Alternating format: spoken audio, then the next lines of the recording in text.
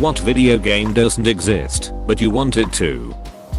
I read this in Reddit a long time ago, but if properly executed, can become the greatest game of all time.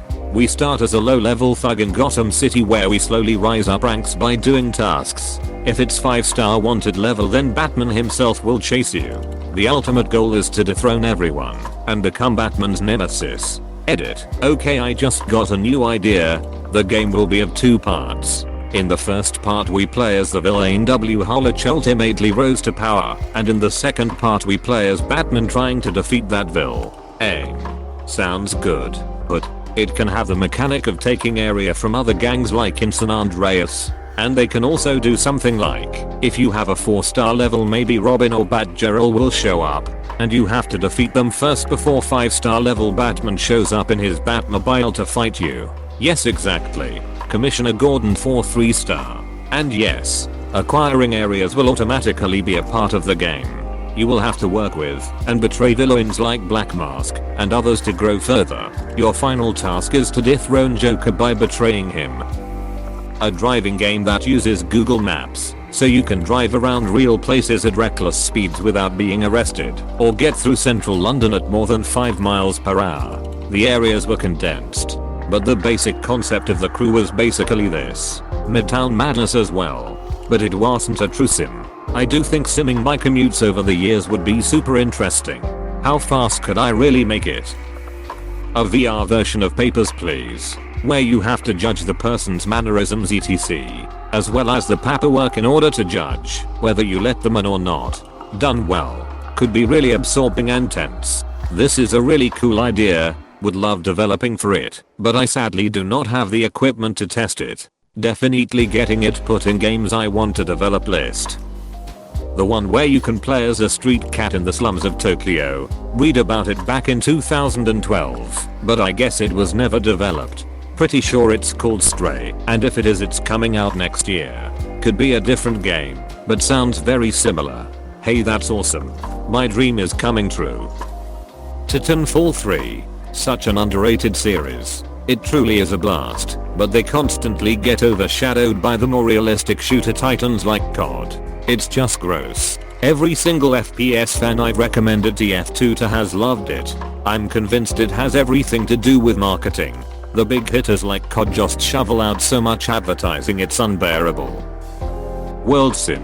Like GTA but with a 1:1 scale version of Earth with real cities, lands and seas. One where my character could live in the same house I do. I want my character to live in this guy's house too. I too chose this guy's house. A game like Pokemon, but it's a open world with realistic graphics and the monsters are like Kaiju, Godzilla, Mothra, Ghidorah, King Khan, Gamera etc. I think a Pokemon Red and Blue third-person remake in BOTW's art style would be insane. Grand Theft Auto, San Andreas, Remastered, and or another good GTA game. So I guess Grand Theft Auto 6. A Song of Ice and Fire, Total War. You're going to get the CK3 Game of Thrones mod at some point in the future, which is going to be better, because that game fits way more with the universe of A Song of Ice and Fire. I've always been really into the idea of an MMORPG where there's one lead server, where quest requirements and difficulty are way inflated and are worked on by the server as a whole, all at once. So, rather than being told, hey, go exterminate these animals and getting a quest to go kill 20x, you get a quest to kill 20,000x that is shared across the entire server, and when it's completed those animals are actually exterminated and stop respawning. Unique weapons only drop once, bosses only die once, etc. Basically an entire actual fantasy world simulated in a game. 99% chance that a game like that straight up just wouldn't work as a game. But Vegito, I love the concept. It could be possible when AI reduces dev time enough to create all these one-time use assets. Oh no, a dark summoning has caused a completely new creature to begin overpopulating our world. It may look a whole lot like the creatures you just culled, but the color of its fur is completely different. Skyrim with dinosaurs. Yes, there is a mod for it, but I want a whole game based around fantasy medieval open world with dinosaurs. The game I want almost exists. It's Persona X SMT Strikers. Not just Persona 5, but characters from all of the SMT games. Whether they have a Persona name or not, all fighting together against reimagined versions of their greatest enemies. That would be an experience. If not, then do one for the Legend of Heroes / Kiseki series. A Zelda collection for the Switch with Ocarina, Majora's Mask, Wind Waker, Twilight Princess and Skyward Sword. A Metroid Prime Trilogy collection for the Switch. I don't think it's too much to ask for. But Nintendo could give two shits about these old games apparently. I'm kinda surprised James Cameron's Avatar was never adapted into a video game. Imagine being able to explore an open world Pandora as both a human and Navi, using human vehicles or native animals to travel. Expand on the lore. Hell, it makes more sense than spending 10 plus years working on 5 sequels. There is a Avatar video game. It's actually okay. Don't know how good it ain't though. I really want a video game version of Old Man's War. Make it happen. /u/Scalzi. The video game rights are tied into the film/TV rights at the moment. And those rights are in development. So keep your fingers crossed. You said that last time. Hey, it's got to be better than Cyberpunk 2077, right? A game like Sims, but more first person and in depth. Go to college. Buy a house. Buy stocks. Have a family. Etc. Maybe have some random storylines with aliens or crime or whatever. Bonus, VR. Little alchemy, but it's like Minecraft or Terraria. Also came up with an idea for a game where you run around trying to collect every element from an area as fast as possible. Garry's Mod 2. Rust / Half-Life. Alex quality graphics. Less crashes. etc. Prototype 3. 4 and so on. I'll keep putting it out there in the universe until it happens. A reverse horror game where you're the scary monster killing and wrecking things in brutal ways. Rainbow Six Vegas 3 in Command and Conquer General 0 Hour 2.